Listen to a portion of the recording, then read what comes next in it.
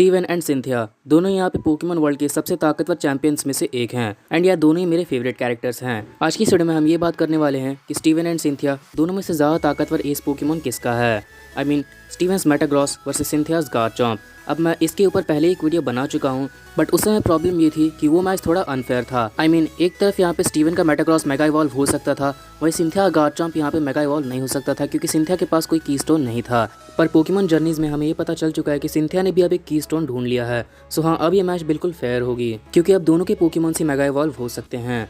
सो हाँ guys, let's see कि इस बार ज़्यादा ताकतवर कौन साबित होता है। और हर बार की तरह इन दोनों में भी विनर डिसाइड करने के लिए हम इन दोनों में 3 राउंड कराएंगे, फीट्स, पावर्स एंड बैटल्स का, जिसमें ऑब्वियसली पावर लेवल का राउंड सबसे ज़्यादा इंपॉर्टेंट है। एंड ये बस मेरा ओपिनियन होने वाला है, तो प्लीज़ आप लोग ऑफेंड मत होना। आप अपना ओपिनियन कमेंट करके बताइए कि आपके हिसाब से इन दोनों में ज़्यादा ताकतवर कौन है। सो गाइस, अगर आपको वीडियो पसंद आता है तो प्लीज़ लाइक कर देना एंड चैनल पर नए तो प्लीज़ सब्सक्राइब भी कर लेना ऐसी अमेजिंग वीडियोज़ देखने के लिए। तो चलिए फिर आज की वीडियो को स्टार्ट करते हैं।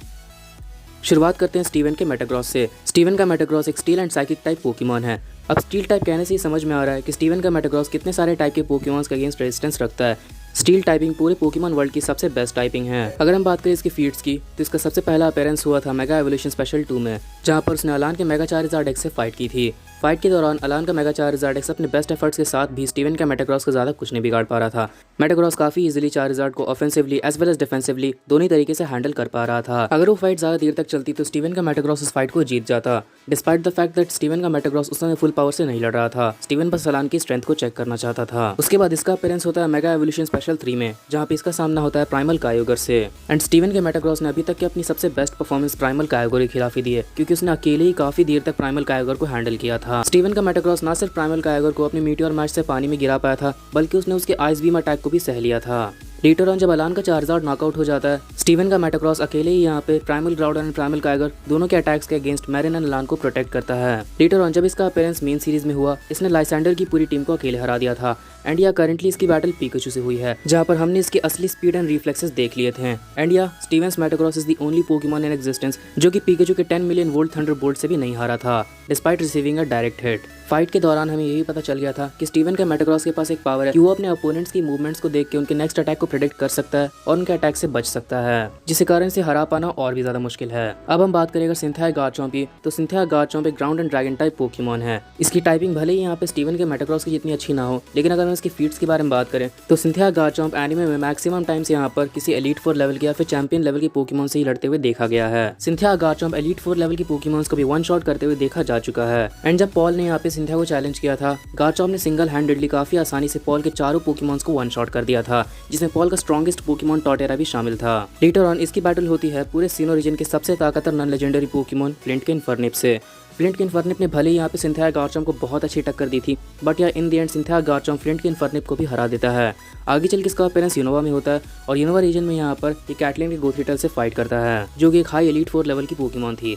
अगर टाइम लिमिट नहीं होती तो सिंथिया गार्चम्प उस मैच को जीत जाता। आगे चल के यूनोवा में इसने फोर्सेस ऑफ नेचर से भी फाइट की है एंड गैलार में अपीयर होने के बाद इसने अननोन को हराया। मास्टरेट की बैटल के वक्त इसने मेगा इवॉल्व होकर आयरस के हैक्सोरस को बस एक अटैक में हरा दिया था, जो कि एक चैंपियन लेवल का पोकेमॉन था। सो मेगा इवॉल्व होकर ये चैंपियन लेवल के पोकेमॉन्स को भी वन शॉट कर सकता है। एंड इसकी फाइनल फाइट हुई थी ऐश के मेगा लुकारियो के खिलाफ, जिस बैटल को वो हार गया था जस्ट बिकॉज उस मैच में यहाँ पे गार्चम्प मेगा इवॉल्व नहीं था। अगर वो मेगा इवॉल्व होता देन डेफिनेटली वो उस मैच को जीत जाता, क्योंकि बेस में रहने के बाद भी यहाँ पे उसने लुकारियो को ऑलमोस्ट डिफीट कर दिया था। लुकारियो से लड़ने तक सिंथिया गार्चम्प पूरा एनिमे के अंदर अनडिफीटेड था। इससे पहले काफी सारे एलीट 4 एंड चैंपियन लेवल के पोकेमॉन सिंथिया गार्चम्प से लड़ने के लिए आए, लेकिन उन सबको हार का मुंह देखना पड़ा। एंड मेगा एवोल्यूशन मिलने के बाद नो डाउट सिंथिया गार्चम्प एक अलग ही लेवल पे पहुंच चुका है। तो अब हमने दोनों ही पोकेमॉन्स के पावर्स को अच्छी तरह से डिस्कस कर लिया है। सो अब अगर हम इन दोनों को कंपैरिजन करें तो इन दोनों के मैच की मुझे 2 पॉसिबिलिटी दिखाई देती है।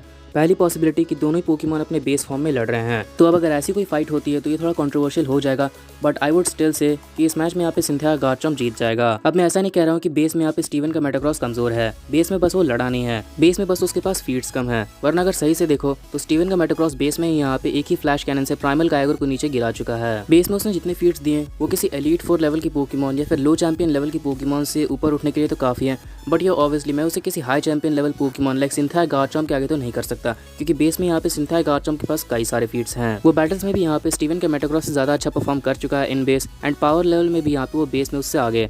सो हाँ, स्टीवन का मेटाग्रॉस बेस में ताकतवर है, ऐसा नहीं कि वो कमजोर है, बट स्टिल जितने फीट्स उसने दिए हैं एंड जितना स्क्रीन टाइम उसके बेस फॉर्म को मिला है, मैं उसे सिंथिया गारचॉम्प के आगे नहीं रख सकता। सो हाँ, अगर बेस फॉर्म में फाइट हो, सिंथिया गारचॉम्प पे क्लियर विन लेता है तीनों राउंड में, फीट्स, पावर्स एंड बैटल्स। अब दूसरी पॉसिबिलिटी ये है जहाँ दोनों पोकेमॉन्स अपनी फुल पावर में लड़ रहे हैं, जहाँ स्टीवन का मेटाग्रॉस एंड सिंथिया गारचॉम्प दोनों ही मेगा इवॉल्व्ड हैं। अब अगर ऐसे केस में देखा जाए then this fight may seems to be pretty tough, लेकिन असल में ऐसा नहीं है। फीट्स एंड बैटल्स में स्टीवन का मेटाग्रॉस काफी इजी विक्ट्री स्कोर कर लेगा, बिकॉज फीट्स एंड बैटल्स में यहाँ पे सिंथिया गारचॉम्प के पास उतने फीट्स नहीं है। फीट्स एंड बैटल्स में सिंथिया का बेस गारचॉम्प सिंथिया के मेगा गारचॉम्प से आगे है। जहाँ सिंथिया का बेस गारचॉम्प मेगा लुकारियो को ऑलमोस्ट डिफीट कर चुका है, वही सिंथिया के मेगा गारचॉम्प के पास बस एक ही बड़ा फीट है कि उसने यहाँ पे हैक्सोरस को हराया है। एंड ये obviously mega Lucario is way stronger than Haxorus. अब हाँ, इसके पीछे एक कारण भी है कि यहाँ पे सिंथिया के मेगा गारचॉम्प को अपनी टक्कर का कोई ओपोनेंट मिला ही नहीं था। Haxorus was absolutely not strong enough to push him to his limits, तो इसलिए यहाँ पे सिंथिया गारचॉम्प ने उतनी पावर यूज़ की जितनी की ज़रूरत थी। सो हाँ, फीट्स तो उसके इसीलिए कम है। लेकिन अगर बात रही बैटल्स की, then I would say Steven का मेटाग्रॉस बैटल में क्लियर विन ले लेगा। अगर गारचॉम्प फुल पावर से लड़ता भी, तब भी मुझे नहीं लगता है कि इन टर्म्स ऑफ बैटल्स वो यहाँ पे मेटाग्रॉस को डिफीट कर पाता, क्योंकि अगर इन दोनों में 1-on-1 फाइट हो जाए देन तुम जानती हो कि स्टीवन का मेटाग्रॉस के पास ये पावर है कि वो अपने ओपोनेंट्स की मूवमेंट्स को देख के उनके नेक्स्ट अटैक को प्रेडिक्ट कर सकता है और उनके अटैक्स को डॉज कर सकता है। प्लस यहाँ पे स्टीवन का मेटाग्रॉस ऑफेंसिव और डिफेंसिव दोनों है, जबकि सिंथिया गारचॉम्प सिर्फ ऑफेंसिव है। तो अगर बैटल्स में वो फुल पावर से लड़ता भी, तब भी शायद स्टीवन का मेटाग्रॉस ज्यादा आगे होता, भले वो फीट्स में यहाँ पे स्टीवन के मेटाग्रॉस को पीछे छोड़ देता। नाउ फाइनल राउंड आता है पावर लेवल का, जो कि सबसे इंपॉर्टेंट राउंड है, क्योंकि पावर लेवल है किसी पोकेमॉन की असली ताकत को बता सकती है। फीट्स एंड बैटल्स में सिंथिया गारचॉम्प बस इसलिए पीछे रह गया क्योंकि उसे कोई ऐसा ओपोनेंट नहीं मिला जो कि उसके टक्कर का हो। लेकिन अगर बात रही पावर लेवल की, तो ये कहना बहुत ज्यादा मुश्किल हो जाएगा कि दोनों में ज्यादा ताकतवर कौन है।